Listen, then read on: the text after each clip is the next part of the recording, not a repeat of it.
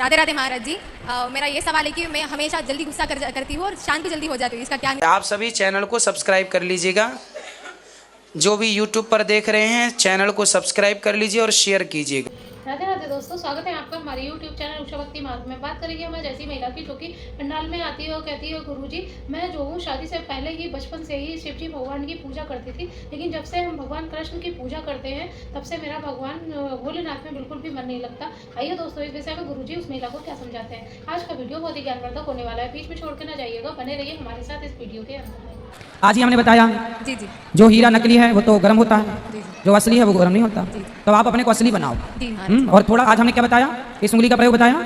मैं आज लेट आई हूँ। हाँ इसलिए जी माफ कीजिए। आज बताया कि इस उंगली को यहाँ रखा करो। जी। जब गुस्सा है शांत रहो, चुप रहो। आशीर्वाद दीजिएगा। हाँ। आपको कोटि कोटि प्रणाम। गुरुजी, जब अब हम सूर्य नारायण जी को जल चढ़ाते हैं, वो जब जल पृथ्वी पर गिरता है, उनके छींटे अपने शरीर पर गिरे तो वो स्पष्ट है ना, नहीं गिरने चाहिए। ऐसी जगह पर जल चढ़ाओ कि बगल वापस वो छींटे हमारे पाँव पर ना आए। ओके, थैंक आप यू। कुछ पात्र रख लो ना, बर्तन रख लो, जी। गमला रख लो, या मिट्टी ऐसी हो उसके आगे छोटी सी बाउंड्री हो, जरा सी पानी के छींटे नहीं आएंगे। जी शुक्रिया गुरुजी। या आप ऊंचे पे खड़े होकर जल चढ़ाओ। जय श्री श्याम। मेरा आपसे ये सवाल है कि जय श्री श्याम। 4-5 साल हो गए मुझे लड्डू गोपाल की सेवा करते हैं साहब, तो लेकिन है ना जब से मैं इनकी सेवा करने लगी ना, मैं शिव जी की पूजा में क्यों नहीं ध्यान लग रहा। मेरा बहुत साल से बचपन से शिव जी की पूजा करी, मैं छोटी थी जब से। फिर मेरे को क्या हो गया कि शिव जी की कृपा से ही शादी के बाद पिता में ध्यान लगता है कि पति में? बोलो। पति में। हाँ, तो भगवान शिव की कृपा से ही उन्होंने आपको भगवान कृष्ण की ओर भेज दिया। जाओ, बिना शिव की कृपा के कृष्ण भक्ति राम भक्ति नहीं मिलती। अच्छा। और शिव की पूजा का फल ही कृष्ण प्राप्ति है। ओके। राधे राधे गुरुजी। हमारे यहाँ कहते हैं कि एकादशी के दिन दूध और फलहार ग्रहण नहीं करना चाहिए, क्या ये सही है? तो फिर क्या ग्रहण करें, उनसे पूछो। फल। तो फल को ही तो फलाहार कहते हैं। फल का आहार ही तो फलाहार है। दूध पी सकते हैं, दही पी सकते हैं। धन्यवाद भैया। गुरुजी, हमारे घर में हमारे मम्मी पापा डेली पूजा करते हैं, लेकिन घर में शांति नहीं। तो पूजा करते हैं, शांति किस तरह की नहीं है? क्या होता है घर में? तो पापा नहीं सुनते, कुछ भी बोलो पापा की मर्जी का करते हैं। ऐसा क्या करते हैं? अभी पापा को बोलते हैं ये नको करो वो नको करो, पापा बोलते हैं मैं वही सुनते नहीं। नहीं तो पापा गलत करते हैं क्या? और गलत जैसे शराब पीते हैं? नहीं, शराब नहीं। फिर तो अभी ऊपर ना कुछ भी काम ना, ये नको करो वो नको, अभी बाहर जाने का है, गाड़ी लेके जाओ तो नहीं, कुछ भी काम कुछ नहीं। तो शराब तो नहीं पीते? शराब तो नहीं। मांस नहीं खाते? मांस नहीं। और जुआ शराब तो नहीं खेलते? जुआ शराब नहीं। फिर नहीं, बात ही नहीं सुनते गुरुजी, किसका भी घर पे। नहीं तो पिता बड़े हैं ना, अब पिता बढ़े तो फिर हो आप उनकी सुन लो, वो आपकी नहीं सुनते। एक बार चलो उनके कहने से आप लोग चलना स्टार्ट कर दो। हम लोगों को अपने अनुसार चलाना चाहते हैं ना। कई बार हम लोगों को अपने अनुसार नहीं चला सकते, कई बार लोगों के अनुसार हमें चलना होता है। कई बार एक बार उनके अनुसार आप चल के देखो, हो सकता है वो सही निर्णय हो। जब गलत लगे तो आप बोलना, ले आओ हम समझाएंगे। धन्यवाद गुरुजी। खुश रहिए। कोटि कोटि प्रणाम। खुश रहिए। गुरुजी, हम ये पूछना चाहते हैं, जैसे लड्डू गोपाल जी रखे हैं, तो जैसे यहाँ आए हैं तो रूम में ही रह गए, तो उनको कोई दिया बाती नहीं किया, उसे कोई पाप लगा है कोई क्या? बात नहीं, कोशिश करो, समय से सब काम हो, ठीक है? गुरुजी बोल रहे चाहते हैं कि जैसे फोटो कैलेंडर के शिव जी का फोटो रखे हैं, पूजा करते हैं, उससे कोई दोष लगेगा क्या? कोई दोष नहीं। हाँ ठीक, बोलो गुरुजी। राधे। हाँ, मेरा ये प्रश्न है कि क्या लड्डू गोपाल को डेली दूध से ही स्नान करवाना चाहिए या पानी से भी? पानी से। ठीक है, कभी धन्यवाद। कभी दूध दही से सबसे। राधे गुरुजी, जय श्री हाँ। कृष्ण। मेरा नाम दीक्षा है। मैं पूछना आशा रख पगली आएंगे, आशा रख पगली। राधे राधे गुरुजी, जी। मैं पूछना चाहती हूँ कि भक्ति श्रेष्ठ है या कर्म श्रेष्ठ है? क्योंकि कोई कोई कर्म अच्छे करते हैं बट भक्ति नहीं करता है, तो मैं पूछना अच्छा चाहती हूँ। कर्म ही भक्ति है बेटा। अच्छा। अच्छे कर्म को ही भक्ति कहते हैं, सेवा ही भक्ति है। माता पिता की सेवा कोई करे और भक्ति ना करे तो सेवा भक्ति ही कहलाएगी। अच्छे कर्म ही भक्ति है, ठीक है? धन्यवाद गुरुजी। खुश रहो। माइक गुरुजी, जी। कोटि कोटि आपके चरणों में प्रणाम करती हूँ। गुरुजी, मैं बचपन से एकादशी कर रही हूँ, लेकिन अगर कभी कारणवश मेरी गलती से छूट जाए तो उसके लिए क्या प्रायश्चित कोई बात करना नहीं, चाहिए? नेक्स्ट पकड़ लो, अगली बार से कोई भगवान कृपा और एक करे। प्रश्न है गुरुजी, ये पुष्टि मार्गीय लोग जो भी सेवा करते हैं वो किसी दूसरे भगवान को दर्शन नहीं करते, उनका प्रसाद नहीं लेते, तो क्या ये उचित है? अगर है तो उसके पीछे कारण क्या है? सबकी अपनी अपनी मान्यताएं हैं, परंपराएं हैं, और सबकी मान्यताएं परंपराएं जब उस गहराई में जाओगे तो सच लगेंगी। नहीं, यदि उस गहराई को नहीं समझेंगे तो ठीक नहीं लगेगा। इसलिए जो कोई भगवान से जुड़ा है बस इतना पर्याप्त है। वो कैसे जुड़ा है, किस संप्रदाय में कितनी गहराई से जुड़ा, वो जुड़े रहने दो। वो नहीं खाता कोई बात नहीं, चल भैया तू अपने कृष्ण का ही प्रसाद खा। जी गुरुजी, मेरा सवाल है, जिस औरत का पति गुजर जाता उसको शुभ काम में क्यों नहीं खड़े रहने देते? वो कौन? अपने बच्चों को बड़ा करती, शादी उत्सव किसी चीज में भी नहीं आने देते। नहीं, तो- अकस्मात अगर उसका निधन हो गया, उस औरत को किसी शुभ काम में नहीं आने देते। औरत ही, लेडीज कोई नहीं आने देते। क्यों? इनका पति गुजरा हुआ है, हटो। ये क्यों होता है? सती प्रथा से भी ज्यादा बड़ी सजा दे रहे हैं। नहीं, हमारे यहाँ तो ऐसा नहीं है। यहाँ हैदराबाद में तो है। तब हैदराबाद में है तो यहाँ के लोगों हैदराबाद को में- समझना चाहिए। हमारे यहाँ ऐसा कुछ भी नहीं है। माता भगवान राम की माँ कौशल्या भी बिना पति की थी, तो वो भी राम के साथ जहाँ जहाँ जो भी कार्य होता था माता कौशल्या साथ में रहती थी। और आज मैंने क्या बताया, कोई स्त्री विधवा नहीं होती। जो अपने पति के बाद परमेश्वर से संबंध रखती है वो सधवा ही है, विधवा नहीं है। जो अपने पति को छोड़कर या पति के जाने के बाद पराये पुरुष से संबंध रख ले वो विधवा मानी जाती है। जो परमेश्वर से नाता हो वो सुहाग नहीं मानना चाहिए उसे। और व्यवहार में श्रृंगार नहीं होता, लेकिन फिर भी वो नाता गोविंद से जोड़ने के बाद भावों से जुड़ना चाहिए। अधिकार मिलना चाहिए ना। बिल्कुल मैया। राधे राधे। हेलो, राधे राधे। मैं मलकपेट से आई गुरुजी। मैं बहुत तड़प रही हूँ आपका। 5 साल से मैं जो देख रही हूँ, मेरे बच्चे, बड़ा बेटा बहुत सता रहा, शादी करो, मुझे बच्ची नहीं मिल रही। आप कुछ उपाय मुझे बताइए। उससे बोलना पीपल की पूजा करे, सवेरे जल चढ़ाया करे, शाम को दीपक जलाया करे।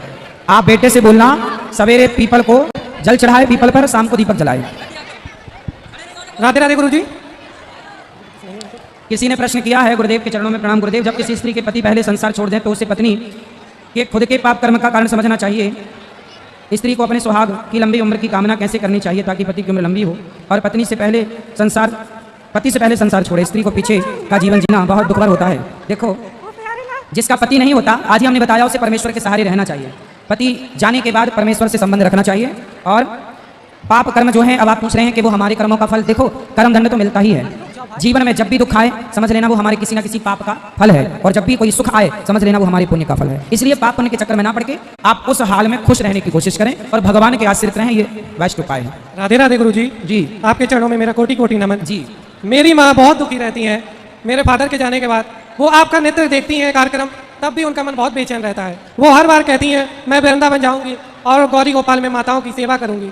उनके लिए कुछ उपाय बताइए और उनको समझाइए। वृंदावन लाते रहा करो, दर्शन कराते रहा करो बिहारी जी के। वो बहुत ही दुखी रहती हैं। कहाँ है?